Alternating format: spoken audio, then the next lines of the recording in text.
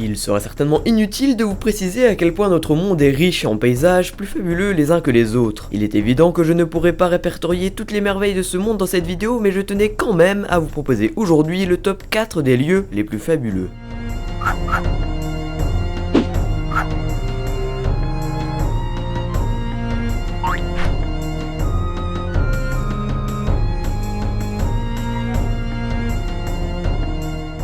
La Chine est connue pour ses grandes villes et ses usines extrêmement polluantes, mais derrière l'image péjorative de ce pays se cachent des paysages uniques et vraiment impressionnants. Allez, trêve de bavardage et direction les monts Tianzi, qui sont une multitude de pics et de montagnes rocheuses incroyables. La plus grande montagne étant le Tianzichan qui culmine à plus de 1250 mètres de hauteur. Le nom de cette dernière signifie la montagne du fils du soleil, et si jamais vous voulez grimper en haut, il vous faudra emprunter un téléphérique, et des plateformes seront mises à votre disposition pour vous permettre de pouvoir contempler la magnifique vue à 360 degrés que vous propose ce pilier céleste. Pour la localisation, les monts Tianzi sont situés à l'intérieur du parc national de...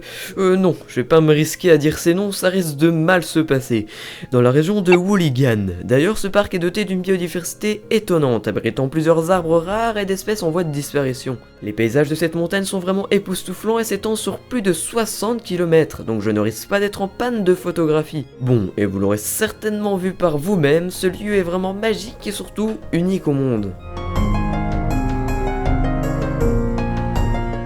Bienvenue au Mexique, enfin sous le Mexique pour le coup. La mine de Naica est une grotte découverte en 2000 par deux frères lors de travaux de pompage, et pour le coup cette découverte n'est pas des moindres. Dans cette cavité on peut y trouver les plus grands cristaux connus à ce jour, pouvant mesurer jusqu'à 11 mètres, et je n'ai certainement pas besoin de vous expliquer pourquoi cette grotte figure dans ce top. Les cristaux se sont formés dans des rivières souterraines chauffées par une chambre magmatique, et la croissance des cristaux a duré près de 600 000 ans avant d'être stoppée suite au pompage de l'eau de la mine. Mais comme pour beaucoup de choses, il y a toujours quelques bémols. La mine de Naica risque de ne pas être accessible très longtemps. En effet, dès que l'exploitation minière sera mise à l'arrêt, les pompes ne seront plus de service et la cavité sera de nouveau inondée d'eau. Bon, et l'autre bémol est qu'il est difficile d'y survivre plus de 10 minutes, sans équipement adéquat à cause de la chaleur et de l'humidité. Donc vous vous doutez bien que rares sont les personnes pouvant s'y aventurer. En tout cas, cette grotte montre bien à quel point certains sites peuvent être exceptionnels, et ça ne risque pas d'être la dernière découverte de cette ampleur étant donné qu'il reste encore énormément de réseaux de grottes inexplorés.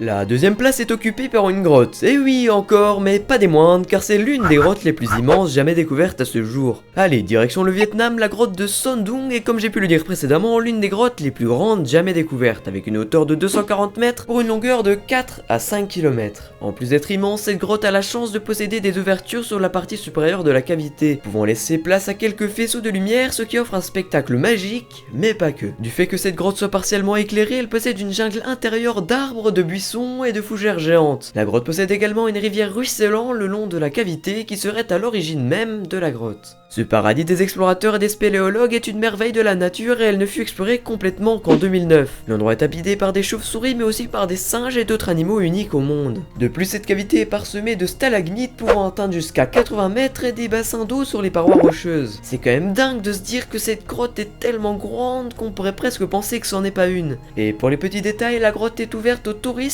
mais ça reste très restreint et les places coûtent pas moins de 3000 $. Bon, je ne sais vraiment pas quoi dire de plus à part que c'est vraiment magnifique et que j'y adorerais faire une petite balade.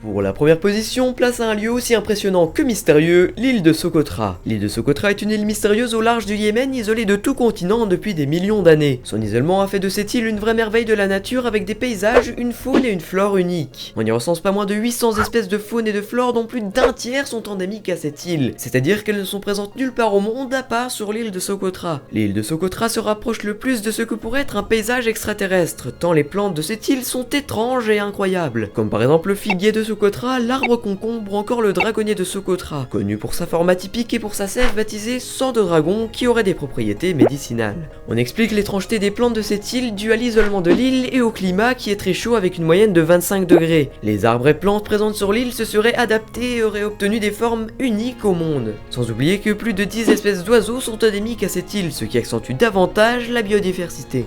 La richesse de cette île est actuellement préservée et elle figure sur la liste du patrimoine mondial de l'UNESCO. Vous pouvez toutefois la visiter mais seulement en écotourisme afin de ne pas dégrader ce paysage fabuleux. Je tenais juste à préciser que ce top était purement subjectif, donc il est normal que certains lieux que vous appréciez ne soient pas dans ce top. Voilà, c'est déjà la fin de cette vidéo, j'espère qu'elle vous aura plu. Si c'est le cas, je compte sur vous pour casser ce fabuleux pouce bleu. N'hésitez pas à vous abonner pour être au courant de mes prochaines vidéos et à partager. Je vous invite également à faire part de vos avis dans les commentaires et de pourquoi pas me dire quel lieu vous avez le plus apprécié. En tout cas, moi je vous dis à plus pour une prochaine vidéo.